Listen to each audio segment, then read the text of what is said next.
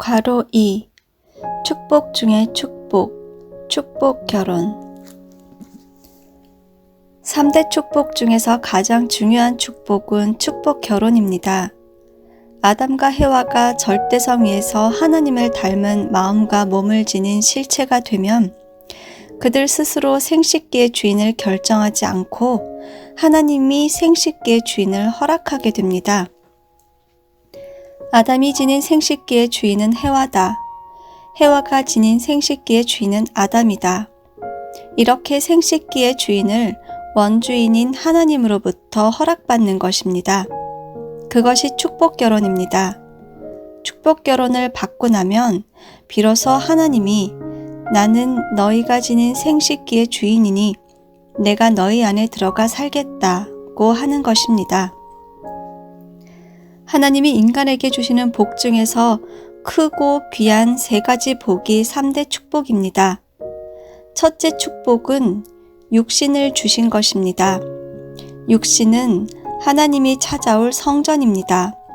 하나님이 인간 속에 들어가서 함께 살겠다는 것입니다. 내가 보는 것이 하나님이 보는 것이고 내가 생각하는 것이 하나님이 생각하는 것입니다. 내가 가는 곳이 곧 하나님이 가시는 곳이라는 것입니다. 그러므로 인간은 함부로 살 수가 없습니다. 둘째 축복은 절대성의 사랑을 허락하신 것입니다. 하나님은 사랑하고 싶은데 육신이 없습니다. 그래서 육신을 지닌 인간을 창조하셨습니다. 당신이 허락해준 남자와 여자의 육신을 통해 사랑을 채우라고 싶다는 것입니다. 그래서 인간이 실체의 사랑을 하고 아들, 딸을 낳는 것입니다. 셋째 축복은 만물 주관권을 주신 것입니다. 인간이 절대성 위에서 책임 분담을 완성하면 만물을 주관하게 되고 하나님도 인간도 함께 해방권을 완성하게 됩니다. 그래서 절대성을 중심한 책임 분담 해방권 완성입니다. 하나님도 책임 분담에서 해방되고 인간도 책임 분담에서 해방되는 것입니다. 하나님과 인간이 책임 분담에서 해방되기 때문에 해방권이라고 한 것입니다. 절대성 위에서 책임 분담 해방권을 완성해야 합니다. 요약하면 첫째 축복은 하나님이 인간 안에 들어가서 인간이 하나님 아버지와 일체화하는 것이고, 둘째 축복은 인간이 절대성을 허락받아 하나님의 사랑과 기쁨의 실체가 되고 하나님의 아들, 딸들을 번식하는 것이며, 셋째 축복은 하나님이 지어놓은 만물 세계를 대신 주관하는 것입니다. 인간이 하나님을 닮은 제2의 창조주로서 만물을 주관한다는 말입니다. 인간이 하나님의 실체로서 완성할 수 있는 출발점이기 때문에 3대 축복 중에서 가장 귀한 축복이 축복 결혼입니다. 결혼 축복이 아니라 축복 결혼입니다. 인간이 하나님의 기쁨을 위한 선의 대상이 되는 일은 3대 축복을 이루면 실현됩니다. 그런 자리에 나아가기 위해서는 시험도 많이 받습니다. 완성되지 않은 상태에서는 언제나 사탄이 가로막기 때문에 마음은 복을 받고 싶고 더 사랑하고 싶고 더 좋은 곳으로 가고 싶은데 사탄이 그것을 허락하지 않습니다. 하나님의 자녀라고 해서 사탄이 허락하지 않는 것을 주면 그것은 참소의 대상이 됩니다. 자격도 없는 사람에게 그것을 주시면 안 됩니다 하고 참소하면서 사탄이 그것을 가져갑니다. 그래서 하나님은 시험에서 합격하면 합격한 만큼 주고 성장하면 성장한 만큼 더 주는 것입니다. 하루아침에 다 자라는 나무는 없습니다. 대나무는 싹이 나면 순식간에 자랍니다.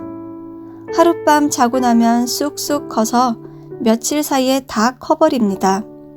그런데도 대나무는 부러지지 않습니다. 대나무는 마디를 지으면서 큽니다. 만약 대나무에 마디가 없다면 바람에 쉽게 부러질 것입니다. 신앙 노정도 대나무와 같습니다. 대나무와 같이 마디를 짓고 가야 합니다. 마디를 지어 놓으면 거기에다 물을 부어도 물이 아래칸으로 내려가지 않습니다. 그래서 성장할 때마다 마디를 짓고 가야 합니다. 아무리 힘들어도, 사탄이 아무리 뒤흔들고 시험하더라도 나는 더 이상은 내려가지 않는다 하는 기준을 세워놓고 가는 것이 성숙한 신앙인의 자세입니다. 괄호 3. 이중 목적. 모든 존재에는 존재 목적이 있는데 그 존재 목적에도 성상적 목적과 형상적 목적이 있습니다. 창조 원리에 의해 한 분의 하나님 안에서 피조 세계가 실체로 전개되어 나왔는데 하나님의 성상적 부분과 형상적 부분을 닮아서 나타난 실체가 인간입니다. 그 인간을 본으로 해서 삼라만상이 창조됐습니다. 삼라만상도 성상과 형상을 지니고 존재한다는 것입니다. 본체인 하나님이 이성성상의 중화적 통일체로 존재하기 때문입니다. 그래서 존재 목적에는 성상적인 부분이 지향하는 성상적 목적이 있고 형상적인 부분이 추구하는 형상적 목적이 있는 것입니다. 성상적 목적은 전체 목적을 뜻하는 것으로서 공적이며 형상적 목적은 개체 목적을 뜻하는 것으로서 사적입니다. 개체 목적은 개체가 존재하기 위한 목적이지만 전체를 위한 것입니다. 개체 목적에도 두 가지가 있습니다. 개체 자체가 존재하기 위한 목적이 있고 개체가 존재함으로써 전체 목적을 이룰 수 있도록 하는 목적이 있습니다. 한편 전체 목적은 개체를 옹호하고 육성해서 그 개체로 하여금 전체 목적을 이룰 수 있도록 하는 동시에 전체가 지향하는 목적을 달성할 수 있도록 하는 역할을 합니다. 마음과 몸을 놓고 볼 때 마음은 자체를 따라오도록 몸을 이끕니다. 마음은 몸을 움직이는 동기이면서 몸에게 목적지도 제시합니다. 방향도 목적도 그 안에 있습니다. 몸은 마음이 부여한 동기에 따라 마음이 제시하는 목적과 방향으로 움직여야 합니다.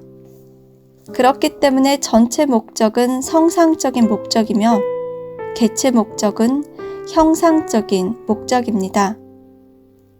우리는 살기 위해 밥을 먹습니다. 먹기 위해 사는 것이 아니라 살아서 이루어야 할 목적이 있기에 먹습니다.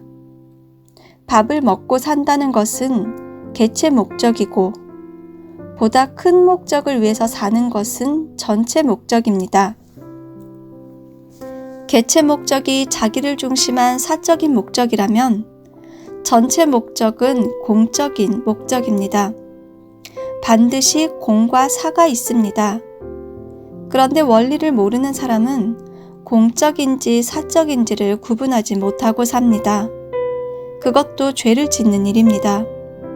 또 공적인 것을 잊어버리고 자기 마음대로 사는 것도 죄를 짓는 일입니다. 전체를 이루는 개체. 모든 존재의 근본은 에너지입니다. 하나님은 무형의 본체이자 힘의 본체로 계십니다. 물질 세계에서 그 힘이 힘으로 존재하는 목적은 소립자를 형성하기 위해서입니다. 소립자가 소립자로서 존재하는 목적은 소립자로 존재하면서 원자를 형성하기 위해서이고 원자가 원자로서 존재하는 목적은 원자로 존재하면서 분자를 형성하기 위한 것입니다. 분자는 분자로서 존재하지만 그 분자들이 모여서 식물을 형성하고 식물은 동물의 환경이 되고 먹이가 됩니다. 그 다음에 동물과 모든 환경은 인간을 위해서 존재합니다. 인간은 피조만물 전체의 요소가 총합된 실체상입니다. 따라서 인간 하나가 완성되면 소립자에서부터 원자, 분자, 식물, 동물에 이르기까지 피조세계 전체가 완성되고 하나님도 완성됩니다. 인간이 완성되지 못하면 그 전체가 완성되지 못합니다. 하나님은 힘의 본체이기 때문에 그 힘은 소립자를 비롯하여 원자, 분자, 식물, 동물, 인간에게까지 순환하면서 수수작용이 일어나도록 하는 것입니다. 개인은 개인으로 존재하는 동시에 가정을 위해서 존재하고, 가정은 가정을 위해서 존재하는 동시에 아들, 딸을 낳아 번식하면서 그 씨족을 위해 존재합니다. 그리고 씨족은 씨족으로 존재하는 동시에 종족을 형성하고, 종족은 종족으로 존재하는 동시에 민족을 형성하고, 민족은 민족으로 존재하는 동시에 국가를 형성하기 위해서 존재합니다. 그렇기 때문에 국가가 사라지면 민족도 없어지게 됩니다. 그것은 민족의 울타리가 국가이기 때문입니다. 국가는 국가로서 존재하면서 모여서 세계를 이룹니다. 한 국가가 경제 위기에 처하면 세계의 여러 국가가 고통을 겪습니다. 세계는 또 천주 안에 있습니다. 그렇기 때문에 인류는 세계 속에 존재하면서 천주의 목적을 이루기 위해서 살아가는 것입니다.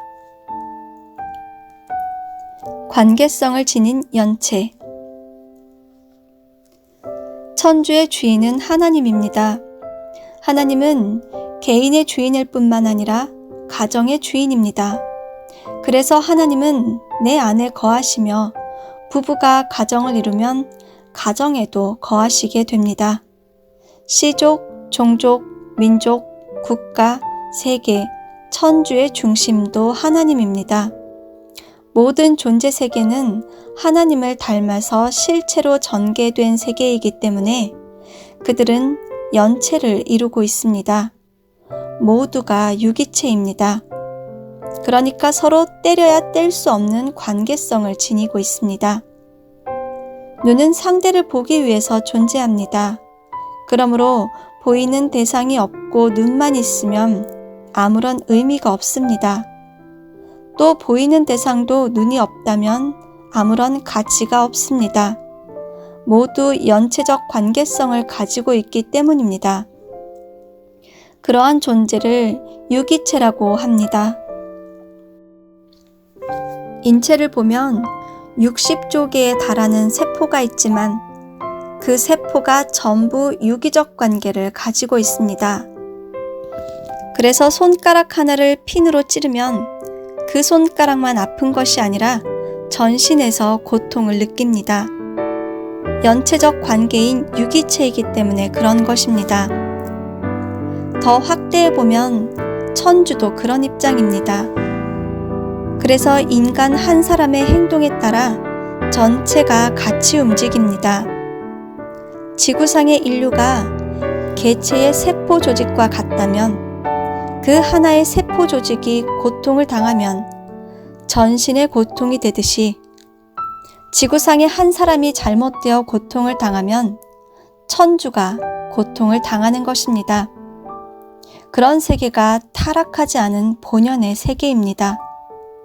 모든 존재는 이중 목적을 가지고 있는데 그 중에서 반드시 공적인 전체 목적을 더 소중히 여겨야 합니다.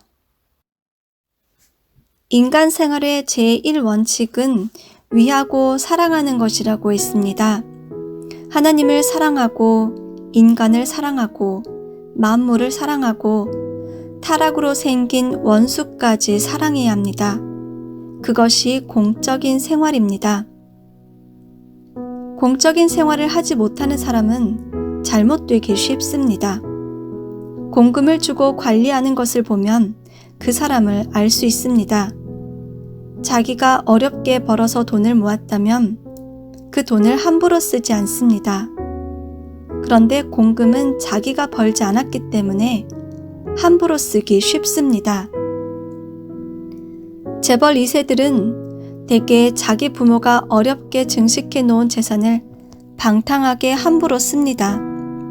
자기가 직접 돈을 버는 어려움을 느껴보지 못했기 때문입니다. 부모가 모은 돈을 함부로 쓰면 안 됩니다. 방탕하고 잘못되면 가는 길이 비뚤어집니다.